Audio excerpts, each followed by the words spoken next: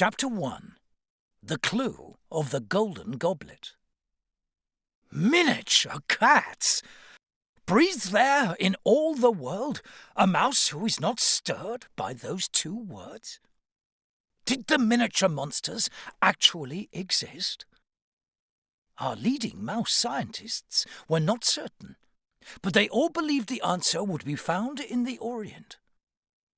It was Basil of Baker Street, the Sherlock Holmes of the mouse world, who solved the mystery. He used his skill as a scientific sleuth to bring to light secrets long hidden behind the curtains of the past. Secrets no other mouse had been able to discover. Professor Ratigan, leader of the mouse underworld, stalked him at every turn. Danger was Basil's constant companion. Ratigan's spies were at the border, in the jungle, on the ship, and... But let me tell you how the adventure began. The year is 1894. The place is London, England. At Baker Street, number 221B, where live Mr. Sherlock Holmes and his friend, Dr. John H. Watson. Mr. Holmes is the world's greatest human detective. Basil is the world's greatest mouse detective, and I, Dr. David Q. Dawson, am his friend. We dwell in the cellar of 221B, in the mouse town of Homestead, which Basil named after his hero. My friend would often scurry up secret passageways to Mr. Holmes's rooms. There he would take notes in shortpaw as the human detective told Dr. Watson exactly how he solved his difficult cases. One might say that Basil studied at the great man's feet.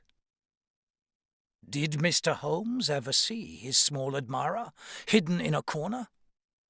I believe he did, and that it pleased him to pass his methods on to a mouse.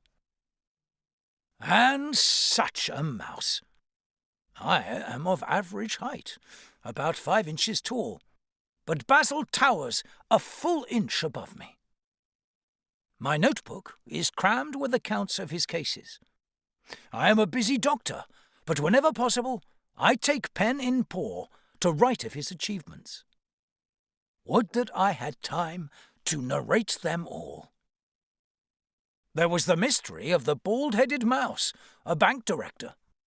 One foggy morning, he stepped out of his office and vanished, along with a lot of the bank's money. Mouseland Yard detectives sought him with no success, but Basil studied the clues and found the bald banker in Edinburgh, wearing a wig and using another name. Most of the stolen funds were untouched, for spending large sums in Scotland would have drawn attention to the thief at once. Then there was the case of the Guinea-Pig Gang. The honest mice of London dared not venture out at night until Basil cleverly found the criminals' hideout and had them all jailed. But of all his cases, Basil's own favourite is the adventure of the Cave of Cats. It put to use all his remarkable skill as a sleuth, plus his vast knowledge of the science of archaeology. Basil's hobby was archaeology. He had discovered Rockhenge, the ancient mouse ruins near London. Interviewed by newspaper mice, Basil said, "The most exciting detective work in the world is archaeology. As we dig, clues keep turning up. Arrowheads, old weapons, broken bowls. Any or all may hold clues to the life and times of prehistoric mice. The calendar stone I found at Rockhenge, for example, proved that mice perfected a 365-day calendar long before mankind.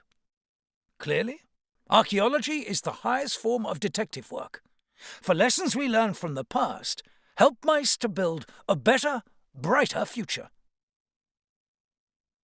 The clues concerning the Cave of Cats were to take us halfway across the world, to the Far East.